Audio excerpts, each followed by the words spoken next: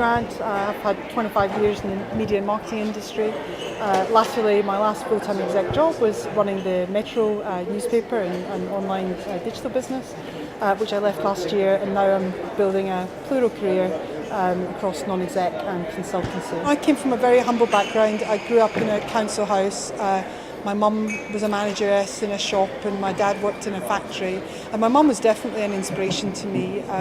She had a managerial position, and she'd come from a background where educationally she was perfectly able to go on to advance her school career, but her economic circumstances growing up when she did in her family environment meant she had to leave work at 14, leave school at 14 and begin to work. So I saw from her the work ethic, but also saw the intelligence and the smart sort of capability that she had, but that somehow her context held her back. I grew up in a humble environment, but seeing her do that and what she did, and also seeing just even people, mothers of friends of mine who had, would you believe it, a company car. Just in those early days, seeing that there were other ways to do things very much sort of seeded it.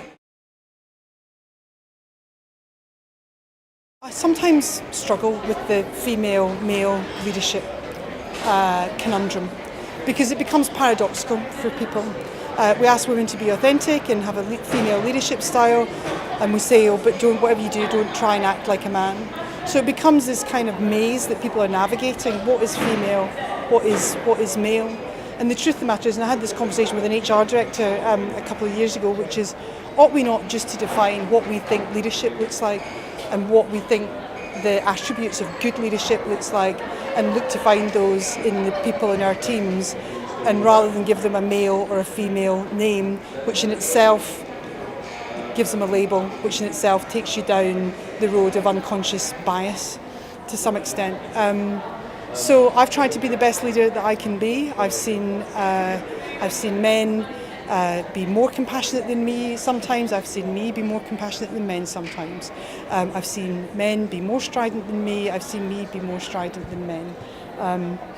I've tried to learn from both sexes and be the leader that I wanted to be and that I could give to my team. If I were going to board dinners, then where I was seated in a board dinner, because I was one of very few women, no doubt when someone was planning out those seating plans, it's where will we put Linda, right? So if that gives me the opportunity to sit next to someone at the board and establish a relationship with them, because I'm, to some extent that gives me an advantage, if you like, under those circumstances.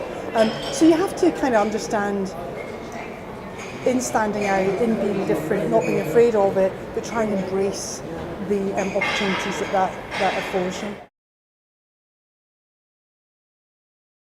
Enjoy the journey. Because sometimes we're so busy trying so hard, so busy. I've always been a very goal-driven person. Anyone that knows me would say that. But taking time to smell the roses is a really important part of it. And sometimes I didn't allow myself to enjoy certain things that went with the life I was leading.